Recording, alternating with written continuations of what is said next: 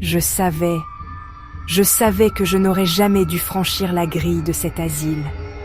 Grincement métallique. Le métal glacé a gémi sous mes mains, comme si le lieu m'avertissait que je n'en ressortirais pas vivant. Mais j'ai continué.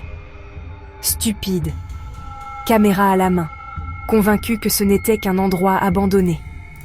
Et pourtant, dès mon premier pas dans ce hall noir, j'ai senti l'air changer. Lourd, saturé d'une odeur de poussière et de sang sec. Et quand le rire a résonné derrière moi, rire étouffé au loin, je n'ai pas osé me retourner, parce que j'ai compris, je n'étais déjà plus seule. Ma lampe tremblait sur les murs fissurés. Chaque ombre bougeait comme si elle respirait, et le silence n'était jamais complet. Non, dans chaque recoin, j'entendais un souffle, un froissement de tissu, un pas qui n'était pas le mien.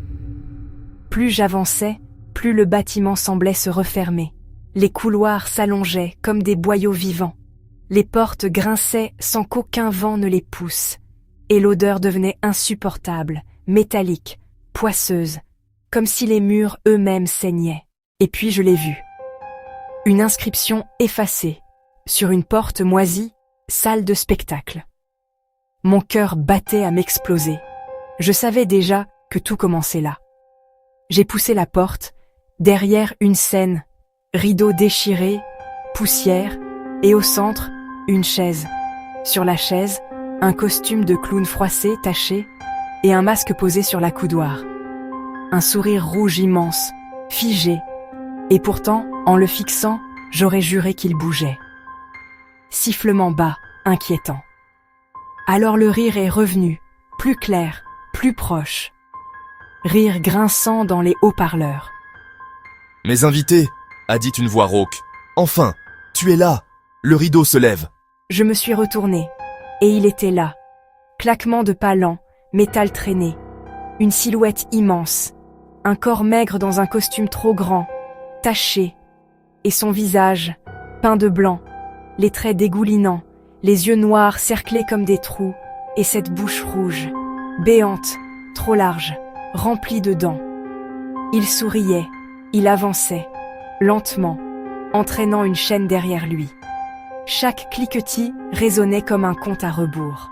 Et sa voix, oh mon Dieu, sa voix, on m'a enfermé ici, mais je suis le rire qui ne meurt pas. Et ce soir, tu seras mon public, rire strident, écho prolongé. Les lampes se sont éteintes, une à une. Bruit électrique qui s'éteint, l'obscurité totale.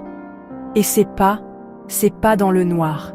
Bruit de pas, plus proche. J'ai couru, je ne sais pas où. Chaque porte m'entraînait ailleurs. Une salle d'opération couverte de sang. Une cellule capitonnée griffée de l'intérieur. Une pièce remplie de miroirs fissurés. Où mon reflet souriait.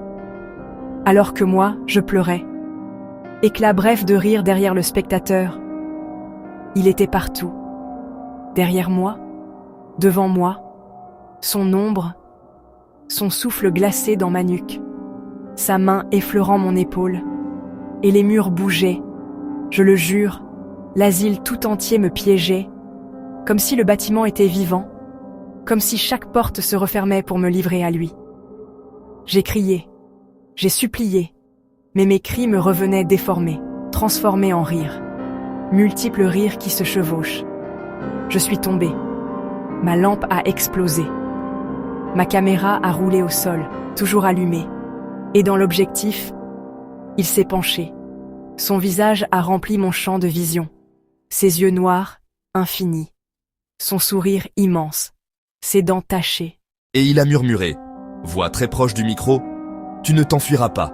Personne ne sort. Le spectacle ne s'arrête jamais. » Puis il a ri. Un rire si fort, si distordu, que je l'ai senti résonner dans mes os. Et j'ai compris qu'il m'avait déjà pris. Que j'étais devenue son rire.